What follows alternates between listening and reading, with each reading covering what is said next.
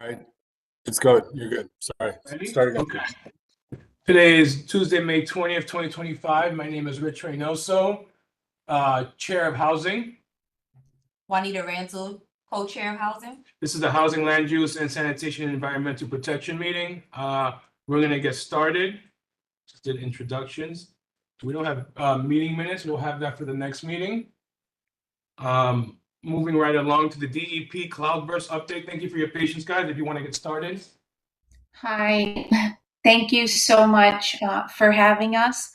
I'm just going to introduce my team and myself. My name is Effie Artizzoni. I'm the Bronx Borough Commissioner for DEP. And here on my team, we have Marissa Sawyers and Patrick Peralt from AKRF, Elisa Langdon and Tony Lynn from our Bureau of Environmental Planning and Assessment.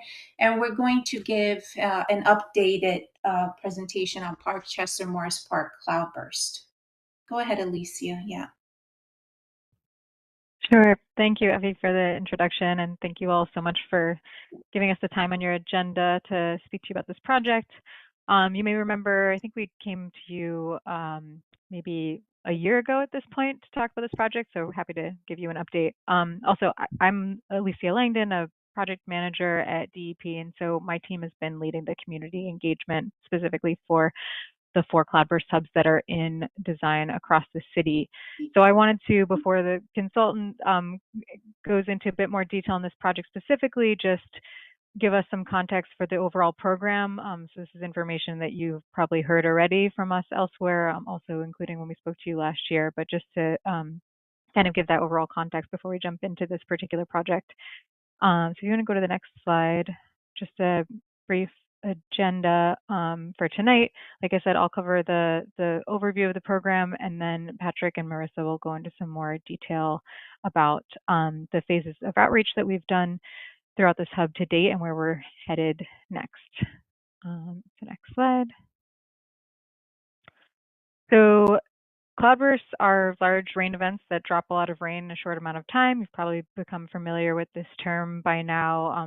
Probably the most notable event to date has been Hurricane Ida that most are familiar with, but many other events as well that have hit particular parts of the area in different ways and have caused quite a bit of damage. So this is really what we're targeting with this program. And you can see on the map on the left, these are the flooding hotspots that we were seeing in our modeled scenario for a 10-year storm in the Parkchester Morris Park hub. So you may recall this is a project that's not specific to a neighborhood boundary, but we're looking at the sewer shed, and these are two neighborhoods that were combined. So that black border around the outside is the sewer shed of, this is the area where that's contributing flows of storm water to these particular hotspots that we're targeting that you can see on the map. So that's why this is our focus area, and it's not necessarily in a particular neighborhood. So we already met earlier last week with the Parkchester Community Board 9, and meeting with you tonight to give you an update. So we go to the next slide. Just again to give you an overview of the program, what we're trying to do here. Cloudburst infrastructure is really based on these 3 principles of absorb, store, and transfer. So putting these together into cloudburst hubs to manage this rainwater from these heavy downpours. So when they're put together, they're called hubs. And like I said, Parkchester Morris Park is just one of 4 that are currently in design across the whole city. And we've worked closely with and continue to work closely with many other agencies because these projects are happening in the public realm, in the streetscape, and also in parks and playgrounds. So coordinating very closely throughout the process with DOT, parks, DDC, many others, so that we can have that interagency coordination across those jurisdictional boundaries in the public realm. I think that's it for me, just talking about the program as a whole, and I can pass to Patrick and Marissa to talk more about this project specifically. Sure. Yeah, great. Thank you, Alicia. Can you all hear me okay? Yes. Good, just making sure. All right, so as Alicia had pointed out, and I'll direct your attention to the image on the right, she'd already pointed out that the project boundary, the area that we've been analyzing, as part of our study, as part of the design, is shown in black. And then what's within, you'll see that there's a number of green lines that, which are areas that are identified for proposed improvements. And these would be what we call precast porous concrete panels. And you'll find these, they'll be located within the parking lane within these streets. And so you'll oftentimes find 2 on any given street. And so you'll find many of them here within Morris Park and then also within Park Chester. And the function of them is to effectively absorb, as pointed out in the previous slide, absorb some of that water that would normally just go into a catch basin, but absorb that directly into this porous concrete, and then allow that to infiltrate into the native soil below it. Also kind of shown here, and you can probably see it here in these long orange lines. These are what we refer to as stormwater pipes, as well as additional drains. And the function of those are to basically, at low points where water likes to just pond, especially in some of these intersections like you'll find in Morris Park Ave, collect that water and direct it to areas such as PS 83 here, where the intention is to put in a subsurface storage to temporarily hold that stormwater and then slowly allow that to drain back into the sewer system when the rain has subsided.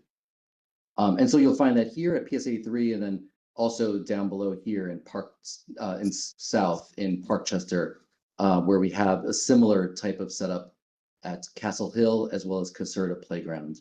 And those are the subsurface chambers. I'll have images of all of these in a couple slides. And stop me at any time too if you have questions.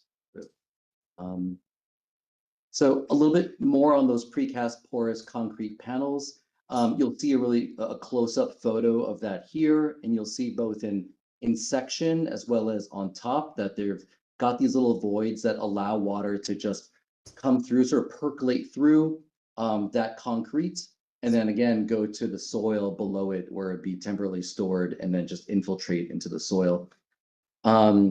This is an image during construction, and so you'll find these panels along, as I mentioned before, along the parking lanes.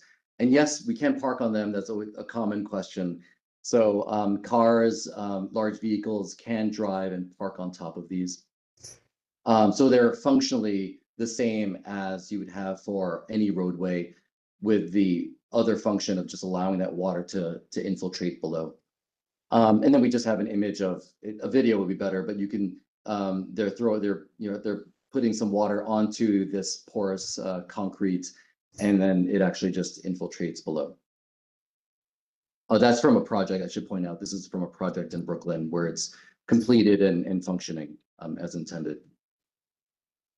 And then we have the subsurface storage. So, in that previous slide I had shown in the parking lane, we have the porous concrete panels here. But in some instances, we don't just want them to infiltrate below. We also, in a couple of instances, want that to be directed to where we have greater opportunities to store that water. That's being shown here as a subsurface storage. Again, at PS 83 and the open yard, at Caserta and Castle Hill Playground, both under just the big open space that we have there. And obviously this is very schematic. The image on the right shows sort of construction photos of one of those applications where these are those storage elements that have really large voids to hold a lot of water. So where are we in the whole process? We started the project in its early stages of design, was back in 2023. Though the majority of the design as well as the outreach took place or started at least in 2024. And we had a number of events both in Morris Park as well as in Park Chester, piggybacking off of existing community events, also putting together a couple of our own. And we had moved our design along with that outreach, taking some of that feedback. We had submitted our 30% design back last fall. Just a few months ago in March, we submitted our 60% design, And yes, this is where we are speaking with you all. As Alicia had pointed out, I met with CB11 just last week. And then next month we'll have sort of with a broader audience, we'll be presenting on the overall design, very similar information being shared here, but with a broader audience just next month. So this is a bit of a preview. And then moving forward, we are 90% design in July. We're finishing our design in the fall of this year, and then we'll be providing an update of where things stand towards the end of the year, into 2025, into early 26. Yeah, and so the next couple of slides, we're just going to provide a recap of the outreach that we've had with really both communities, Morris Park and Park Chester, give a summary of that and how it's influenced our design. The image on the right is the same as before, but what we're going to do is break it up here, talk to some of the outreach in Morris Park, some of the inputs or feedback that we received, starting there, and then work down in Park Chester for what, you know, some of the lessons learned or some of the feedback we received from the events there. A lot of the focus will be on PS 83 here in Morris Park, as well as Morris Park Ave, and I'll talk to those. So in Morris Park, well, we met with the school community at PS 83 to share sort of the plans for the work that we had intended within their open yard at the annex. We had received some feedback during, and that's the image that's shown here. We also had a demonstration of that precast porous concrete here. But some of the feedback that we received was that they had wanted the open space to return to sort of the same condition that it is after construction, after we install the large subsurface storage to hold that stormwater. They basically like the way that it's that the current programming is today. And so after receiving that feedback, we then looked to Morris Park Avenue as well to see if there was potential improvements that might benefit the community, especially along that main corridor used by obviously the businesses and much of the community there. So we had put together a survey that we had distributed both in person. We had received feedback both in person as well as online. This is just some screenshots of it, and I'll show some of the feedback in the next slide. So in specific to Morris Park Avenue, the feedback we had submitted, we had given about 60 of these surveys, or actually given more, but we had received 60 completed surveys. And sort of the breakdown of the feedback from that is what's shown here. Some of the options that we provided were the more trees and shading, additional lighting, seating, learning station signs. This is really specific to the intent and the function of this project. And then also bike racks as well. And so shown here in this graph are from sort of the most popular or greatest interest of these options was really focused around the trees and shading with next lighting and so on. And so how do we incorporate this as part of our design? After, not just after the survey, but after a few meetings as well with the local community as well as with the bid on Morris Park Avenue, we landed on finding opportunities to plant more trees, as well as the tree guards that surround the trees along Morris Park Avenue for the greater beautification of Morris Park Ave, as well as learning stations for the project. And then some of the other ones that were also looked at in terms of options, lighting would be considered outside of the project just from the timing of this project versus what it would take to complete, you know, the transition or changing the lighting. Both seating and bike racks, though, based on preferences in the businesses on Morris Park Avenue, didn't seem that it quite aligned. And so those were not going to be included as part of this project, at least. So that summarizes Morris Park Avenue. What I'll do at this point is I'll transition to Marissa, one of our landscape architects that's part of the team, to talk a little bit about what we did in Parkchester. Again, just to provide you a sense of the work that we're doing overall as part of this project. Marissa, if you want to take it from here, and I can advance the slides. Patrick, thank can you, I just jump in real, or sorry, No, go sorry, ahead. Marissa. I just realized as you were talking, Patrick, that I failed to mention in the beginning. I should add that the reason we're looking at some of these amenities in that public space is that really the joint goal of the Cloudburst program is to have this combination of the stormwater management component, but then while we're working in the public realm to manage stormwater most of the time below the surface, we want to leverage that investment to have additional amenities on the surface. When we put that back, once the tanks have been installed, how can we put it back better than we found it? So that's really where this is coming from. And sometimes I forget to mention that at the top, but it's like, why are we looking at tree pits along the business corridor? Just to preface that, especially before we get into some of the more substantial improvements that we're proposing for the southern portion of the hub. Thank you, Marissa. That's a great add. Yeah, thanks, Alicia. Great. Yeah. So similar to Morris Park in Parkchester, we hosted a community visioning session back in 2024, where we invited the community to sort of reimagine the playground as a blank canvas, encouraging residents of all ages to really share their vision for the park. And so using scaled map, programming stickers, participants were able to place their preferred features directly onto the park layout.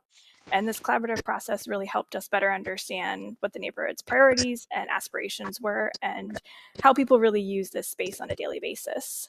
If you want to go to the next slide. And so from this, we got a lot of ideas and feedback. You can see some of the sampling of the maps that were created during this event on the right-hand side. And the community really had a strong interest in seeding, primarily in shady areas and along planting.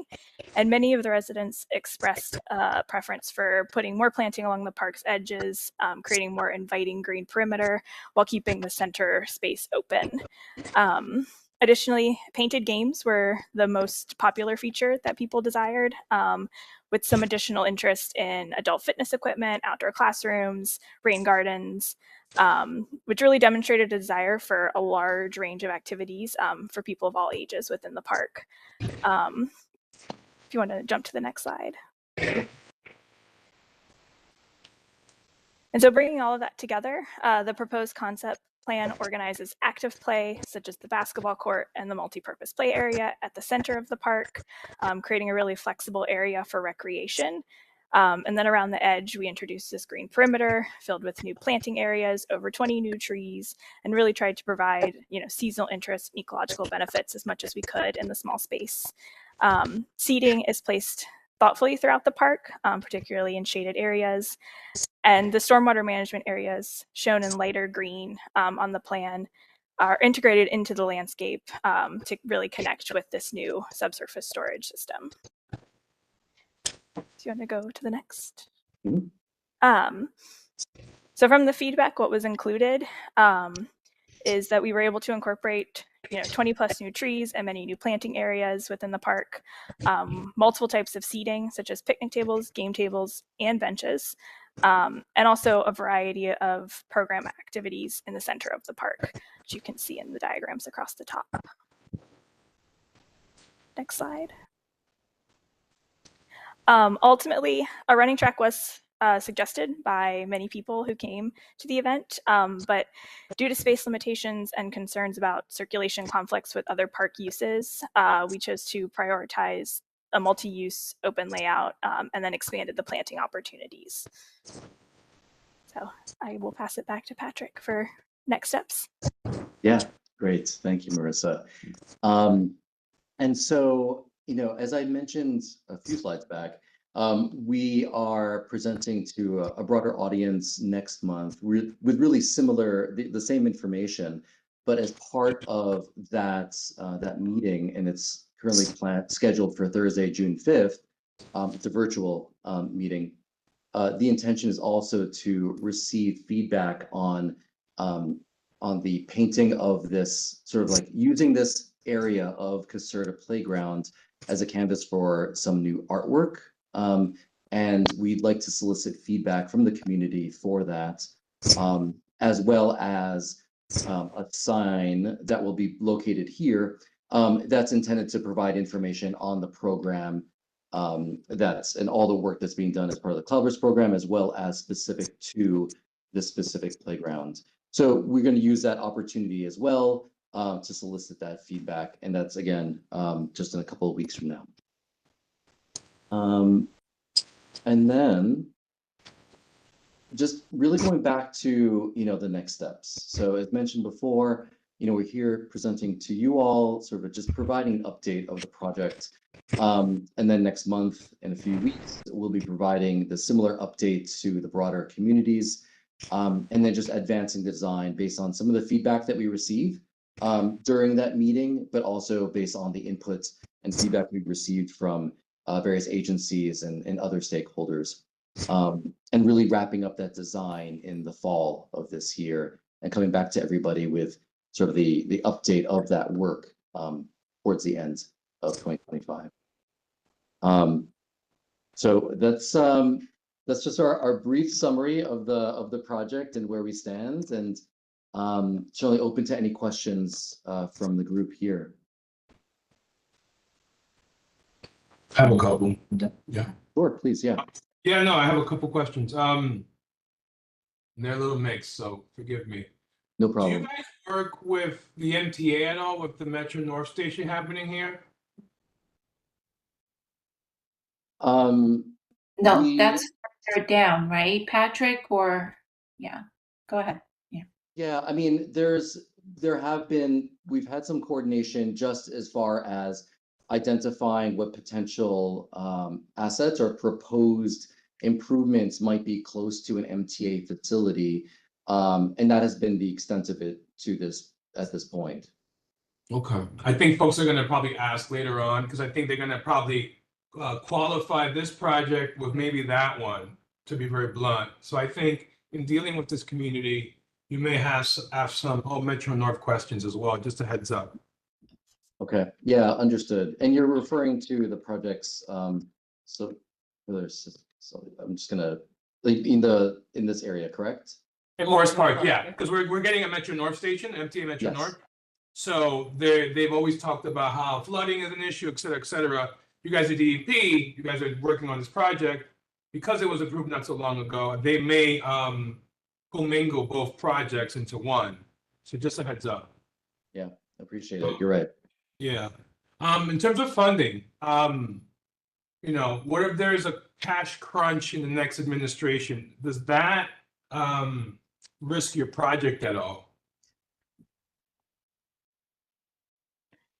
So these projects are fully funded already, and like we said, we're at about like 75% design now, so we don't anticipate any challenges there. I know some folks have heard about on the news some of the federal cuts. This project, so some of the Cloudburst projects are facing some potential future cuts, but this isn't one of them. So this one is fully funded through city funds. So we don't anticipate any problems moving forward with that.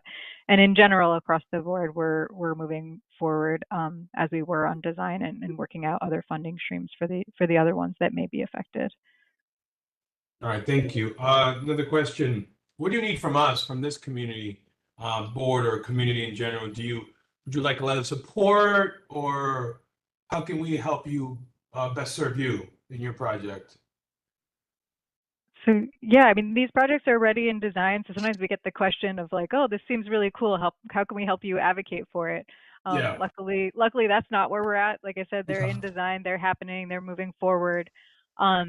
But really appreciate the offer. I think right now, and others can chime in too, the best thing you can do for us is to promote the upcoming event, get the word out in the community. We're trying to maximize attendance there. It's going to be one of, if not the last time, for community members to really provide feedback, since we're getting so close to that 100% design milestone later this year. So the more people we can have in that virtual meeting, the better.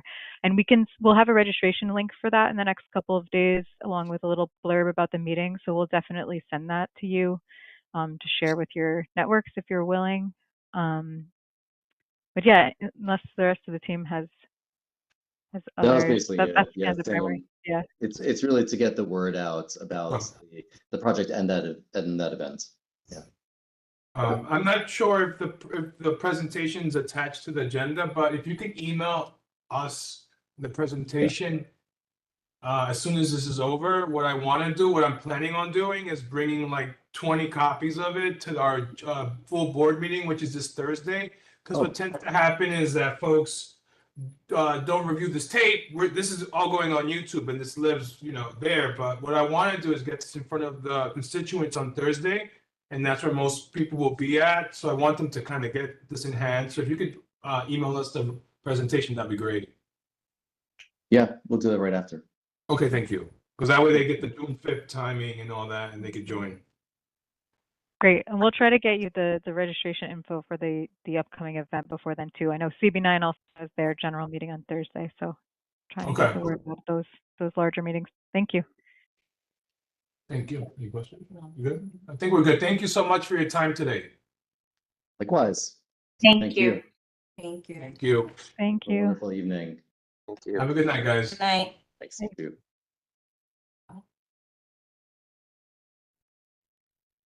All right.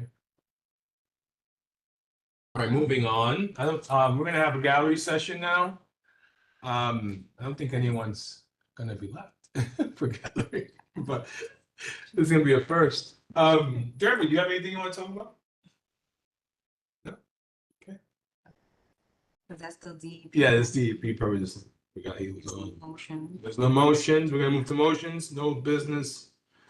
No new business. I think we have a couple of things though, right? You asked about Seminole, right? Yes. 1600, Was it 619? 1900? Mm-hmm. No, I don't think so. I sent that email Okay. out. Cause that might be bung up. So I'm full gonna put, board. yeah, And then I know, the fire on Wallace, they had, yeah, let City Hall me put that up. on last Thursday. But I don't know what was the Let me see. I saw you. result of that. Let me put it on. Just for record, number 10, fire victim.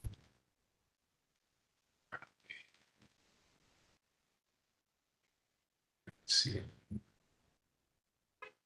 Okay, so I'm gonna share my screen. Okay, share. Hey. It's not the- All right, so here we're just gonna briefly talk about this. Hey Lou, Allerton fire victims rally at City Hall to demand housing assistance. So 11 of the 254 displaced residents from the 2910 at Wallace Avenue in Allerton neighborhood convened at City Hall May 8th. They rallied for the fire that took place. It was smaller than expected, but I think what you're saying is that what's going on with this, right? Yeah, everyone is still, Kind of lost. yeah, it's still, displaced in the It's transit funny. systems. Yep. So I mean, I think we should try to get an update for Thursday. What's up with the displays? Should we reach out to, I don't even know who to reach out to. Let me see. Bobby's office? Yeah, let's just go to Riley Maramato.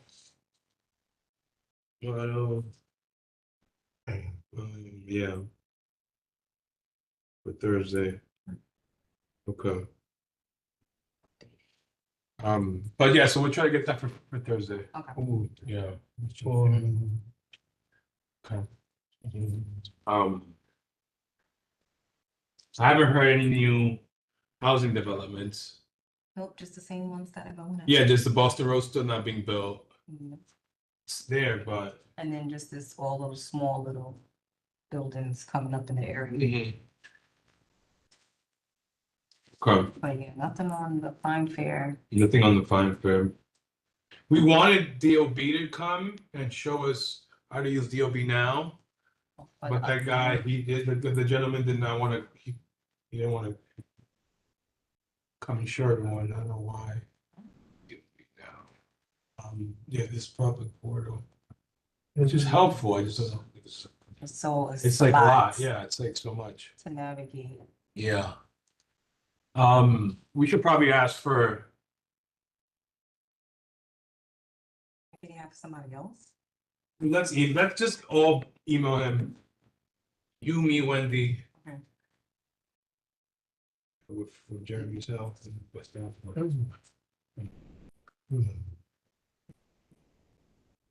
And that's it. Yep.